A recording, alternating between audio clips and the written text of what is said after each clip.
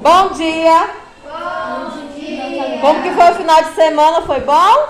Sim! Muito bem.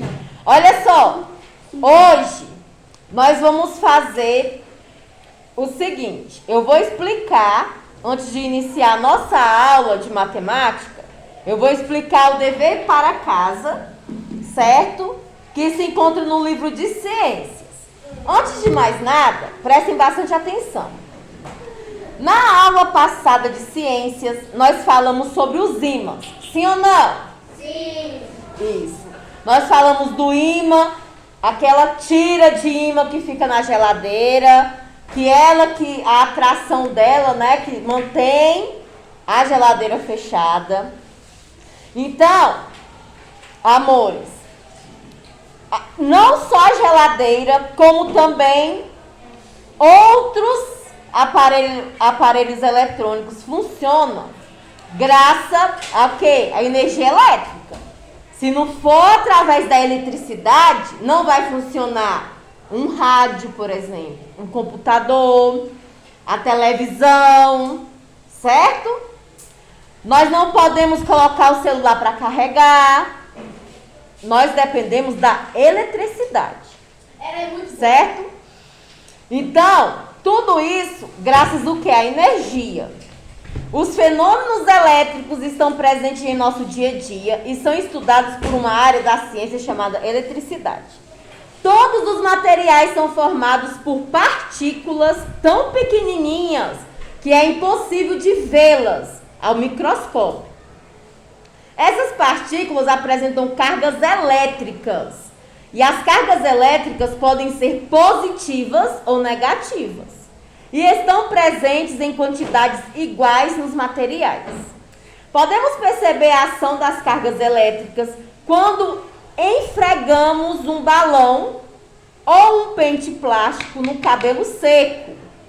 Quem já fez isso, gente? Quem já pegou um balão, encheu e esfregou no cabelo? Eu fiz isso no dia das crianças que eu aqui, eu fiz no cabelo da Tara, mas não funcionou. Como se faz? É? Olha só, presta atenção. O cabelo fica assim, ó. O cabelo ele fica rupiado. Igual dessa menina aqui, ó, gente. Ó, esfregou o balão no cabelo dela e ficou rupiado o cabelo. Tá vendo? Isso que acontece quando nós fazemos isso. Então, podemos perceber a ação das cargas elétricas quando nós esfregamos o balão, tá? Ou um pente de plástico no cabelo seco. Observe na imagem, já observaram, né? Como o cabelo fica com alguns fios arrepiados. Isso acontece devido a quê, gente? O balão passa a apresentar cargas opostas após o atrito, né? Na hora que está esfregando no cabelo. Eles se atraem. Aí está explicado. Tá bom? Para a atração que ocorre entre o cabelo e o balão. Cargas diferentes se atraem, lembra? Se atraem, cargas diferentes, ó. Se atraem. Ok? Os fenômenos elétricos podem ser percebidos quando acendemos uma lâmpada, ligamos um aparelho telefônico, até mesmo quando nós vemos um relâmpago. Isso mesmo, um relâmpago. E entre outros, certo? Aqui no nosso livro nós temos aqui imagem, né, do que eu acabei de falar, ó, da lâmpada acesa, relâmpago, tá bom? E o ventilador ligado. O que é lâmpada? Na página de número 11, o que vocês vão fazer? Vão fazer um experimento para verificar a existência da eletricidade. Vocês vão precisar de um pente plástico, creio eu que todo mundo tem, né? Um pente para pentear o cabelo. Eu não tenho. Você não tem não, Davi? Na sua casa um pente? Tenho. Então, vou precisar de um pente plástico, papel picado, ou seja, qualquer papel picado, certo? E o cabelo limpo e seco. Para que isso dê certo, gente, o cabelo de vocês tem que estar limpo e seco. Não adianta estar um cabelo cheio de óleo, né? Porque fica muitos dias sem lavar e fica aquele aspecto de encebado, não adianta nada disso. O cabelo tem que estar limpinho e sequinho, para que isso dê certo, tá? Ainda bem que eu não pode lavar. Primeiramente, aproxime o pente do papel picado e observe o que acontece. Vocês vão fazer essa experiência de verdade, gente, para vocês poderem responder aí. Aí vocês vão colocar o que acontece, tá bom? O que aconteceu? 2. Em seguida, friccione o pente aproximadamente 20 vezes no cabelo e aproxime-o novamente do papel picado. Olha só, aqui está a imagem, certo? Dela friccionando o cabelo, o pente no cabelo, perdão. E depois ela vai aproximar do papel picado e vocês vão observar o que vai acontecer, certo? E vão colocar aí. O pente, agora vocês vão responder depois que vocês fizerem essa experiência. O pente atraiu os pedaços de papel antes ou após a fricção no cabelo? Vocês vão observar se o pente atraiu os pedaços de papel antes ou após a fricção no cabelo. E por que isso aconteceu? Tá? Para isso acontecer, gente, é igual eu li lá na página de número 10, certo? Quando acontece algo do tipo, igual aquele balão que eu acabei de falar, é porque a mesma quantidade de carga elétrica, elas estão o quê? Na mesma quantidade, tá bom? Eles se encontram na mesma quantidade, certo? Então vocês vão observar e vão dizer por que isso aconteceu. Para que ocorra a questão de número 2, a atração à carga elétrica do cabelo pode ser igual à carga elétrica do pente? Justifique sua resposta. Tem que ser igual? Não. Isso. Agora vocês vão explicar por quê. Tá? É só vocês lerem na página de número 10. 3. Quando friccionamos o pente no cabelo, o cabelo fica com carga elétrica positiva. Qual é a carga elétrica do pente nesse caso? Positiva ou negativa? Vocês vão colocar. Presta atenção. Quando friccionamos o pente no cabelo, o cabelo fica com carga elétrica positiva. Qual é a carga elétrica do pente nesse caso? Negativo. Vocês vão colocar se é positivo ou negativo. Vocês têm que aprender a interpretar o que vocês estão lendo, gente. 4. O que aconteceu quando você aproximou o pente dos pedaços de papel após ele ser friccionado no cabelo? Aí você vai colocar. O que aconteceu, gente? Eles se atraíram, eles se afastaram. O que aconteceu? Vocês vão colocar o que aconteceu.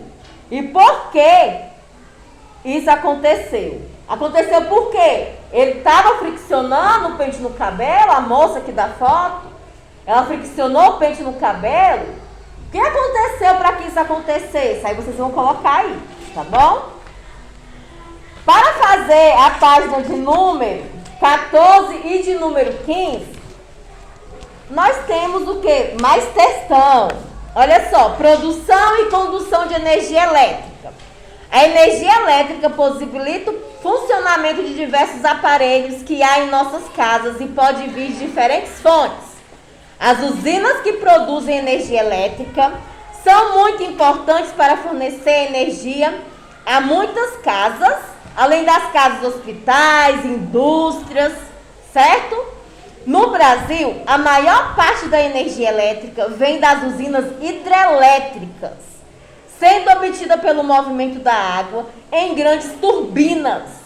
Mas também existem usinas termoelétricas que obtêm energia por meio da queima do carvão, usinas termonucleares que geram energia utilizando materiais radioativos, usinas eólicas que transformam a força do vento em energia elétrica e entre outras, tá bom? Aqui no nosso livro, tá pedindo para vocês observar o exemplo de fontes de energia elétrica. As que eu acabei de falar, tá bom? estão todas aqui. A nuclear, a eólica, térmica, hidrelétrica, tem a dos mares, a solar. Olha só, após ser gerada nas usinas, a energia elétrica chega até nossas casas por meio de cabos condutores. Os aparelhos elétricos também têm cabos para receber a energia que foi conduzida pelos cabos condutores. Aqui no nosso livro nós temos o exemplo de um liquidificador, certo? Os fios condutores de energia elétrica precisam permitir a passagem da corrente elétrica. Alguns materiais, como o alumínio, o cobre e o ferro, permitem que as cargas elétricas transmitem com facilidade. Por isso, são chamados de bons condutores. O que é corrente elétrica, meus amores? É o movimento ordenado das partículas elétricas, tá bom? Então, tudo isso daí são chamados de bons condutores de eletricidade. Outros materiais, como a borracha, o plástico e o vidro, impõem dificuldade ao movimento das cargas elétricas. Por isso são chamados de maus condutores de eletricidade. Certo? Aí nós vemos aí este exemplo no livro de vocês. Prestem bastante atenção. Olha só, quando queremos fazer a corrente elétrica passar por um cabo, nós usamos um fio de cobre, certo? Porque as cargas se movem mais facilmente e por esse material. Para ficarmos protegidos contra choques, os fios elétricos são cobertos com uma capa de plástico. Nesse caso, o cobre atua como condutor e o plástico como isolante elétrico, tá bom? Saiba mais, antes da descoberta de como produzir energia elétrica, as pessoas utilizavam velas e lampiões para iluminar suas casas. Aqui um exemplo, ó, certo? Para iluminar suas casas. No ano de 1879, o inventor norte-americano Thomas Edison desenvolveu o primeiro modelo de lâmpada, formado por um bulbo de vidro com um filamento de metal dentro. Quando a corrente elétrica passava pelo filamento de metal, aquecia tanto que passava a emitir luz. Esse tipo de lâmpada é chamado de incandescente, certo? Amores, desde o ano de 2010, as lâmpadas incandescentes começaram a ser substituídas por lâmpadas fluorescentes ou lâmpadas de LED, tá? Que apresentam maior rendimento de durabilidade. Esse invento revolucionou a história da humanidade, pois a eletricidade já existia, mas ainda não era conhecida ou utilizada pela população. A partir daí, as fábricas puderam funcionar até mais tarde. Os carros ganharam faróis e as cidades iluminadas cresceram. Tá? A primeira lâmpada incandescente, nós já vimos aí. As atividades da página de número 14 e número 15 estão fáceis de responder, tá bom? Vocês vão fazer a cruzadinha aí, bonitinho, tá?